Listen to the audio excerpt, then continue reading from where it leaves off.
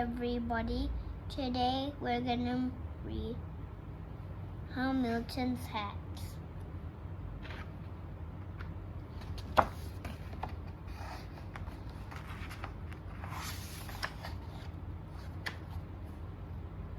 Ooh, I love things. Hamilton the pig was very fond of hats. He had big hats, small hats, tall hats, floppy hats, stripy hats, feathery hats, and a suit table for every and any occasion sort of hat.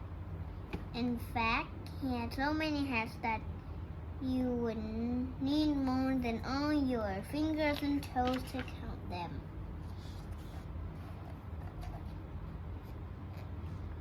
When Hamilton the pig's mom saw Hamilton think about his hats she wore at Hamilton, she would say, "You are a very vain little pig, and I do not know what is to become of you. You have many lessons to learn in life, and you will learn none of them from hats." But Hamilton did not listen. He was too busy tipping and cocking, raising and straightening, and doing all the other things you would do with hats.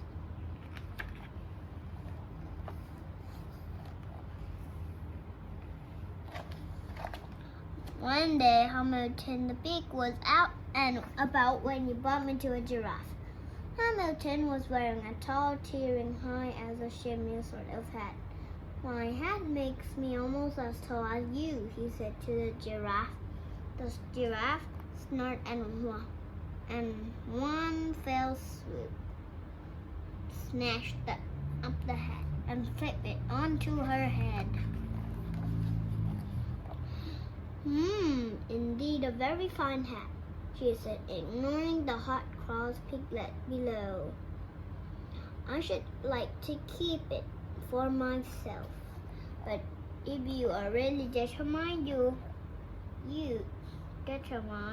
Determined to get your hat back, you must climb up my long neck to get it."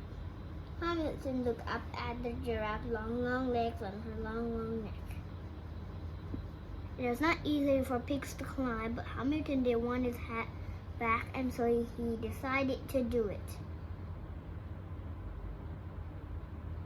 It was hard. The giraffe kept wriggling her neck because she said Hamilton was so tickly. But Hamilton was determined, and so at last he got his hat. "Whee!" he cried as he slid down the back of the giraffe's neck and bumped into the ground. "I'm a very determined pig, and I have my hat."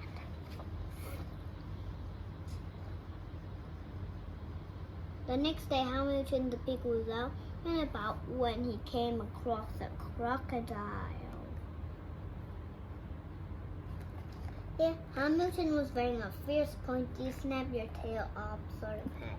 "My hat makes me almost as fierce as you," he said to the crocodile. The crocodile yawned, and with a quick slurpity slurp, snaffled the hat deep inside his mouth. Indeed a very gobblesome hat.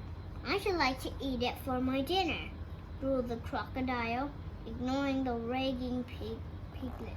"But if you are really brave enough to get your hat back, you must come inside my hungry jaws to get it."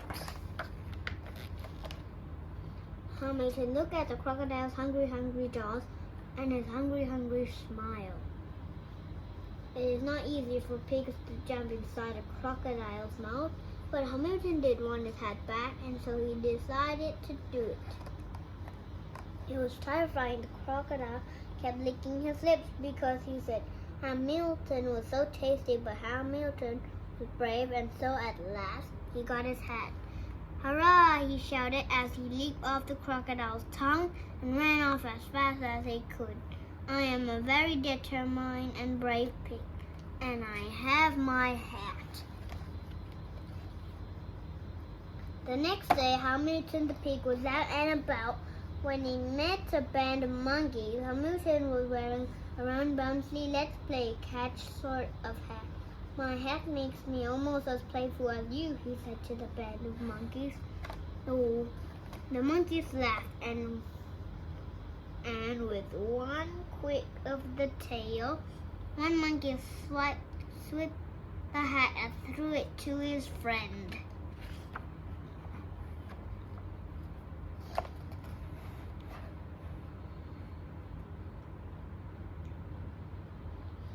Indeed, a very fun hat.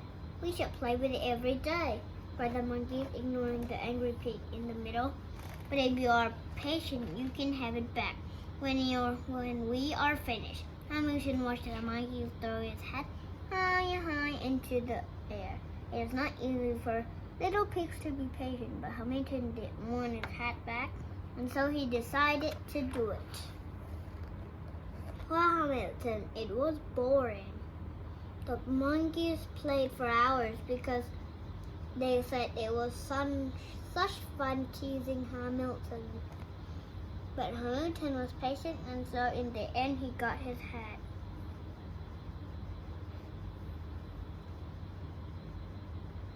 At last he sighed as he said goodbye to the monkeys and plodded off. I am a very determined, brave, and patient pig, and I have my hat. The next day was cold. Hamilton the pig was out and about as unusual when he espied a tiny mouse. Hamilton was wearing a soft, teeny, let's cuddle up sort of hat. My hat makes me almost as small as you, he said to the mouse. The tiny mouse sniffed and looked up at that hat. A slow miserable tear rolled down her cheek. What's the matter? asked Hamilton. I'm cold and I have no house to live in. Your hat looks so cuddly and warm. It would be just a thing to curl up inside on a winter's night. Do you want to sleep in my hat? Squealed Hamilton, horrified. Oh no, said the tiny mouse. I could not impossibly ask you to be so kind as to give me your hat. Hamilton looked at the mouse as she limped unhappily away. It is not easy for little pigs to be generous, and Hamilton did not want to give his hat away, but he decided to do it.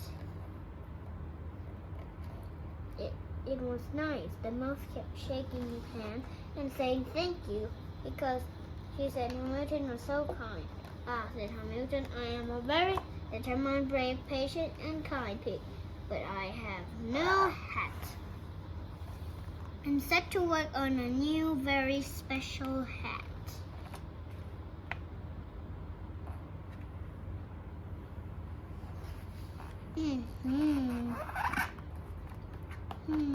Wow, that was such a long but fun book about hats. That's why there's so many pictures of hats in there, right? The end. The end? THEEND. Okay, what do you want to say before we ก stop? ดไลค์ กด subscribe กดกระดิ่งให้ฟินด้วยนะครับ บ๊ายบาย